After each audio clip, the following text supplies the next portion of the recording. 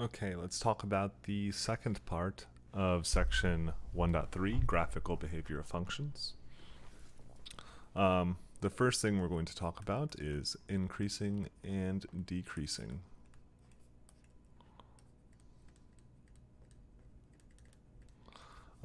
We can say that a function is increasing on an interval if the function values increase as the inputs increase.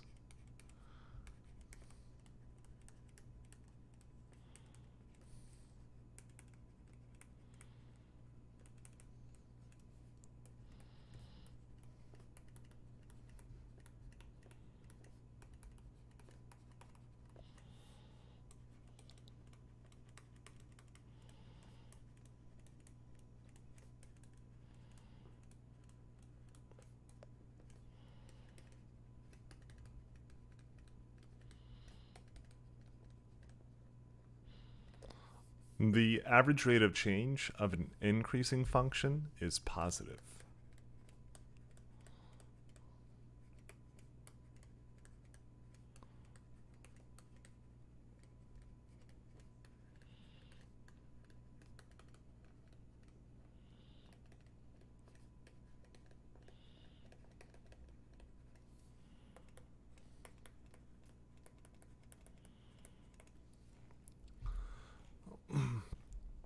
Now, I need to find my mouse so I can scroll down. There we go.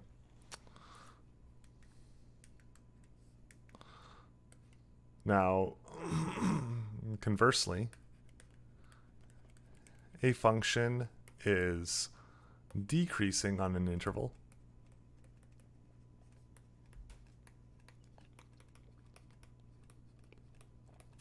if the function values decrease as the inputs increase.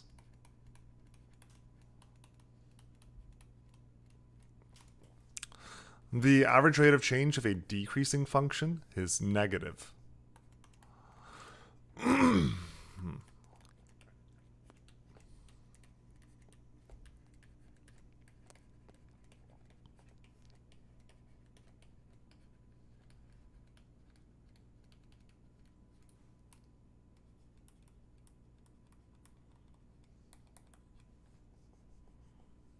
Function. There we go.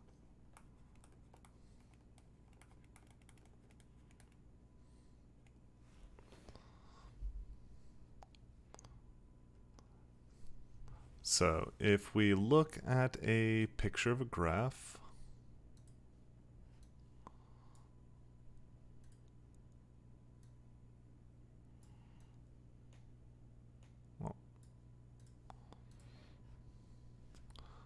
let's look at this picture. On what intervals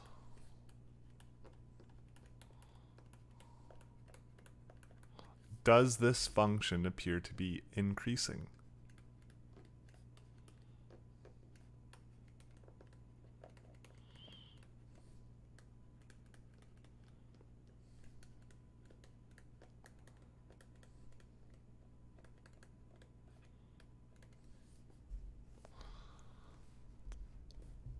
So something is increasing if our function values or outputs are increasing as our inputs are increasing. So this means that if our graph is going uphill from left to right, then our function values are increasing as our inputs are increasing. So it looks like this is increasing from t equals 1 all the way until t equals 3. And then it looks like it's increasing from about t equals 4 onward.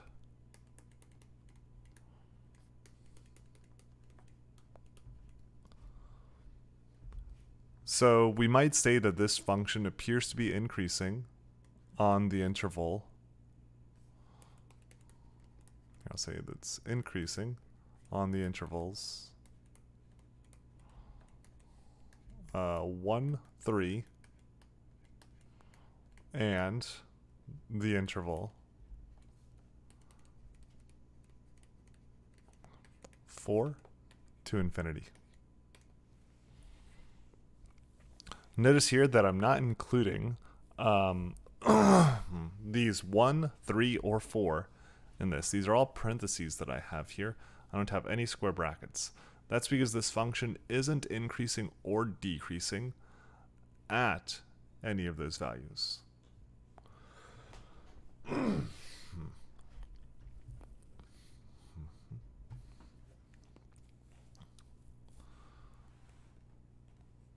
Now let's look at this idea of local extrema.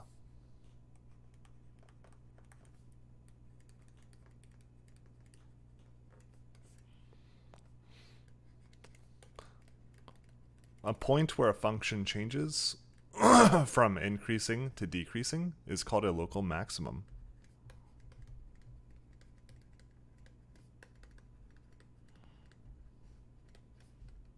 Or function changes, there we go, from increasing to decreasing.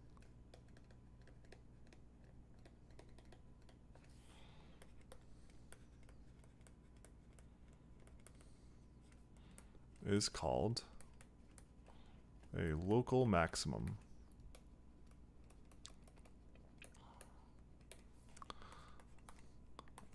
Likewise, a point where a function changes from decreasing to increasing is called a local minimum.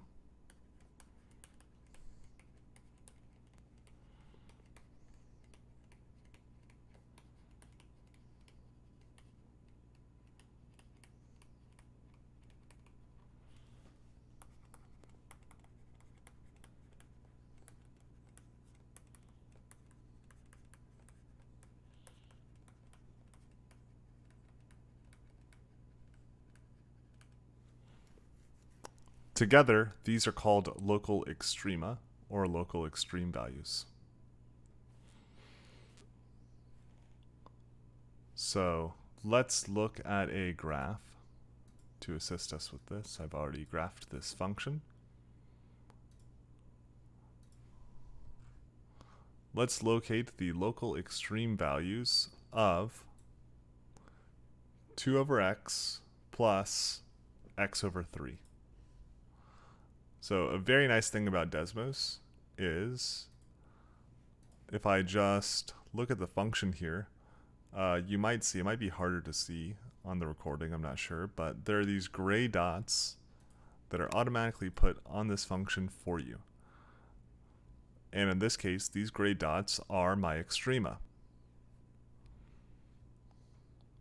So for this function here, it looks like I'm increasing before I reach this extrema, and then I'm decreasing afterwards. That makes this first extreme point a maximum. So I have a so before this maximum, I'm increasing, right? Maxima are where I go from increasing to decreasing. Next up, I have a minimum here, going from decreasing to increasing. So it looks like this function is increasing for all values of x that are less than negative 2.449. And this function is also increasing for all values of x that are greater than positive 2.449. Meaning that the intervals on which this is increasing are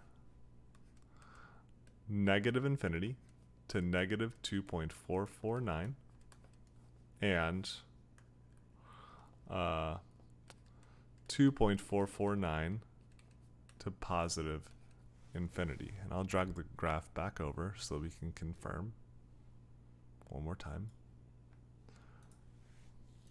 Right? We're increasing until this value of negative 2.449, and then we're increasing after this value of positive 2.449. Awesome.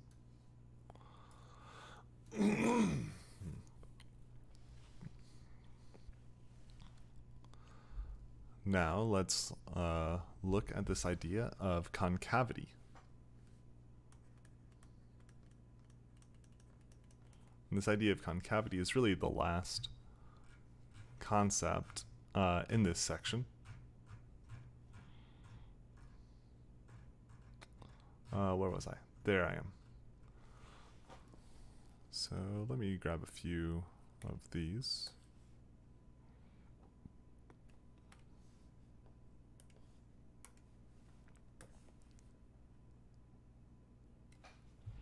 And line these up.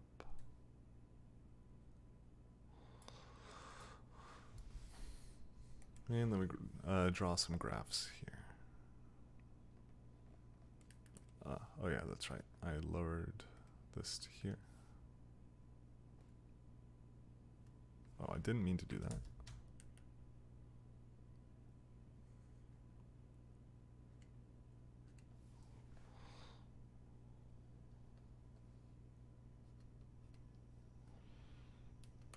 Let me make that look a bit better.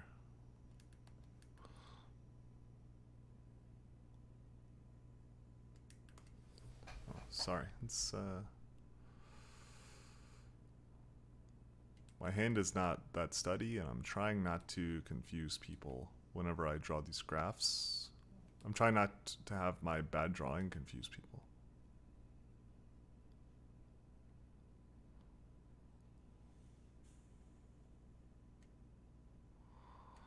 Okay. So, let me label my axes here. Let's say this horizontal axis is sales. Or, no, this is weeks.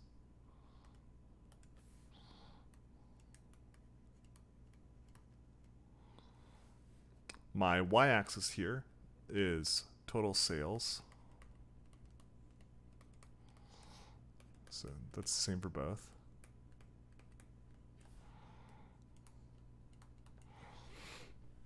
And on this left graph, I have company A. On this right graph, I have company B.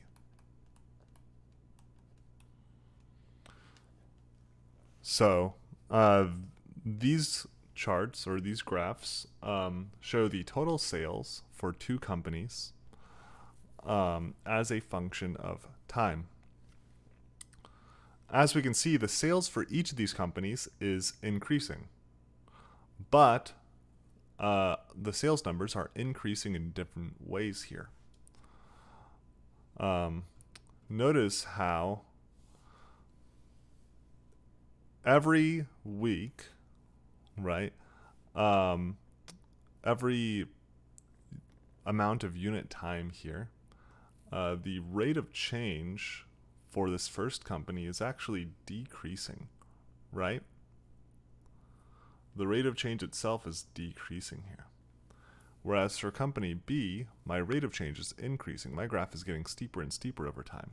So while our sales are increasing every week for both of these, our total sales, right?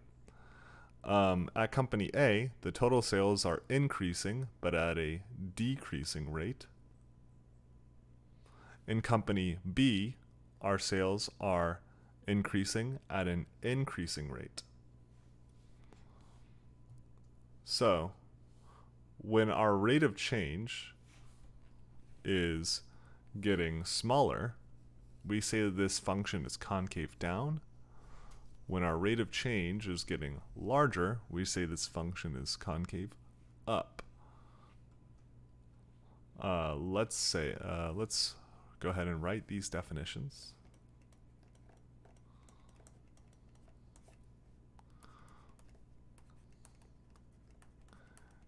A function is concave up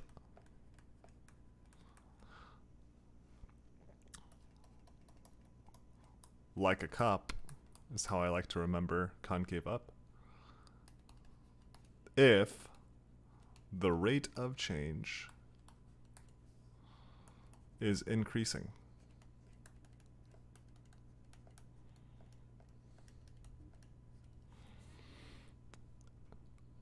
a function is concave down,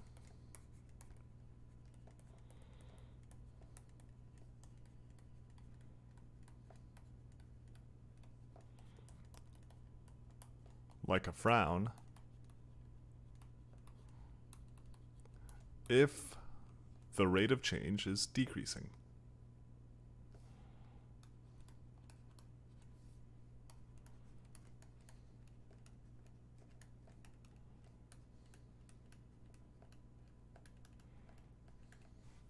A point where a function changes from concave up to concave down, or vice versa, is called an inflection point.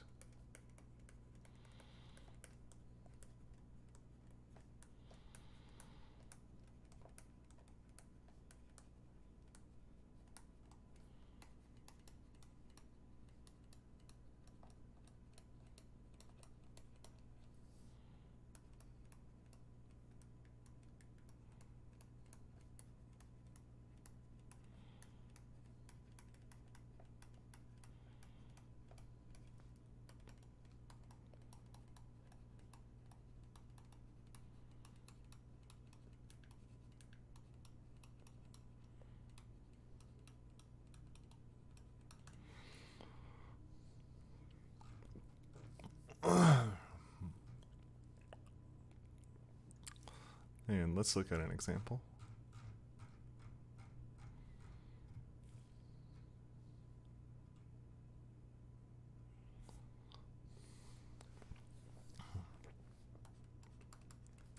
An object is thrown from the top of a building.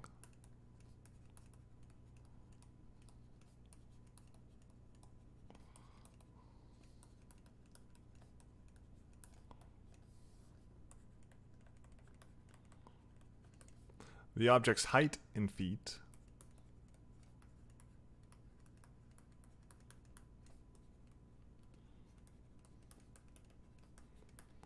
above the ground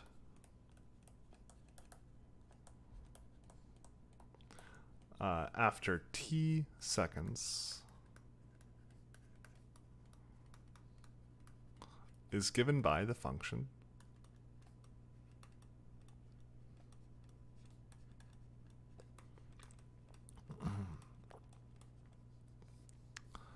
h of t equals 144 minus 16t squared for t between 0 and 3, and including both of those endpoints.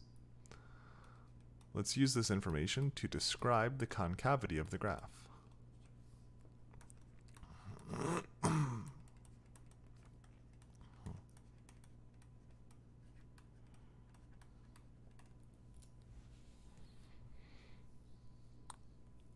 So we could sketch this, and we could identify its concavity visually. We could also make a table of values. It's a perfectly valid way of looking at this problem. Let's make a table of t values and h of t values. Let's see, if I plug 0 into this function, 144 minus 16 times 0 squared is 144 minus 0, which is 144. If I plug 1 in, 144 minus 16 times 1 squared is 144 minus 16, which is 128.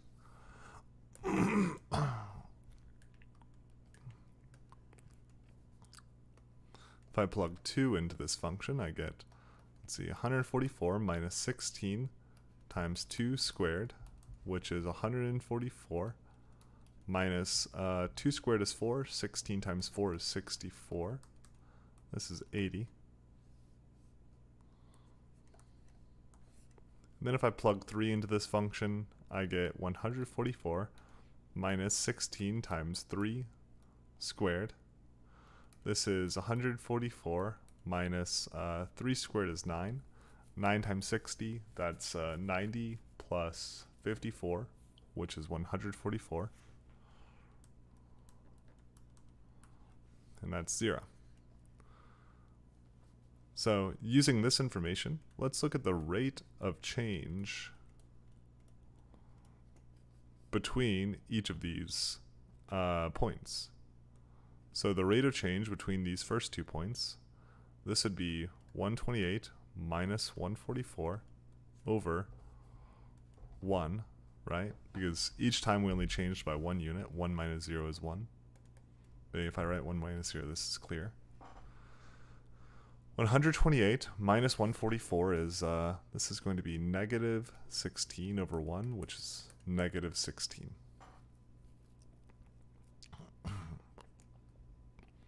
Next up, we have 80 minus 128 over 2 minus 1. This is negative 48 over 1, which is negative 48. And last up, we have 0 minus 80 divided by 3 minus 2, which is negative 80 divided by 1, or negative 80. So my rate of change is, it goes from negative 16 to negative 48 to negative 80. Notice that my rate of change is decreasing. My rates of change are becoming more negative, right? Because my rates of change are becoming more negative, my rates of change are decreasing.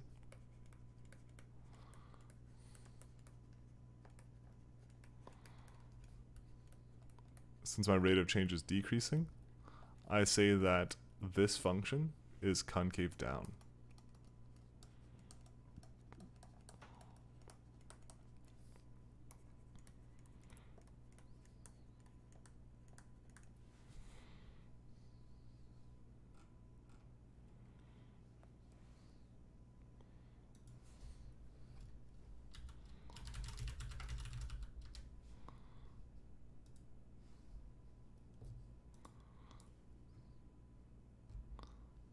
And we just have just a couple of charts to look at.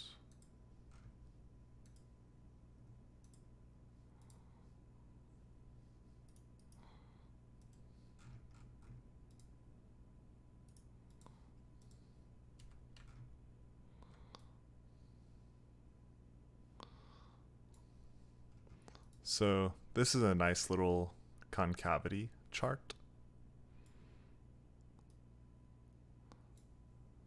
So in this upper left hand corner we have what something that is concave up and decreasing looks like, right? You see how this is going downhill from left to right, but it is concave up like a cup, right? If you were to pour some liquid into this shape, I guess, right? Similarly, in the upper right hand corner, this is concave up, but this one is increasing because it's going uphill from left to right. In the bottom left hand corner, we have something that's concave down like a frown, right? It's curved downwards like a frown. And this one is decreasing because it's going downhill from left to right. And in the bottom right hand corner, we have something that is concave down like a frown, right? It's sloped downwards like a frown is. And this one is increasing, right? It is going uphill from left to right.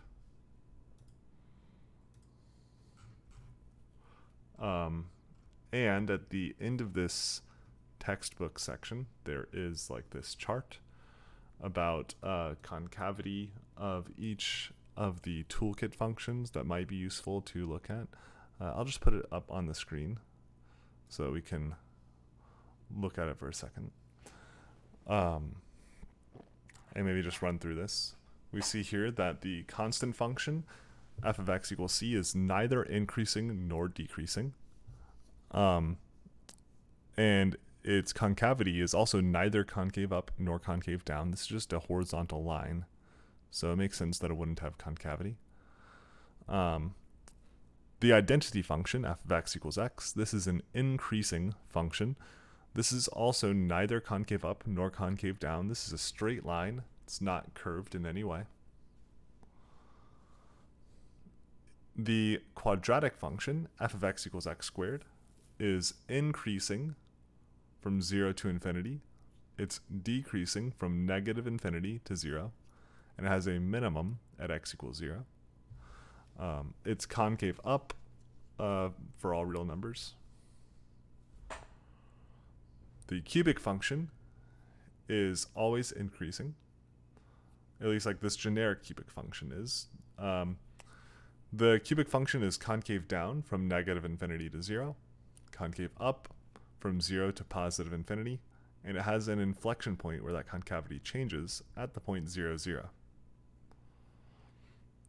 The reciprocal function, 1 over x, is decreasing from negative infinity to 0 and 0 to positive infinity. Notice how 0 is not included there, and that's because I can't divide by 0, so 0 is not part of the domain of this function. The reciprocal function is concave down from negative infinity to 0, and concave up from 0 to positive infinity. I have the reciprocal squared function, which is increasing from negative infinity to 0 and decreasing from 0 to positive infinity. The reciprocal squared function is concave up from negative infinity to 0 and 0 to positive infinity. Again, we can't include 0 in our domain here because I can't divide by 0. The cube root function is increasing everywhere. It's concave down from 0 to positive infinity, concave up from negative infinity to 0, and it has an inflection point at the point 0, 0. The square root function is increasing from 0 to infinity. It's concave down on that same interval, 0 to infinity. And the absolute function, the absolute value function that is increasing from 0 to positive infinity. It's decreasing from negative infinity until 0. And this one is neither concave up nor down, even though the function does go from decreasing to increasing at 0. It does so at a corner, at a sharp point. So because this is not a curve, we wouldn't define this as having any kind of concavity. And that's it for section 1.3.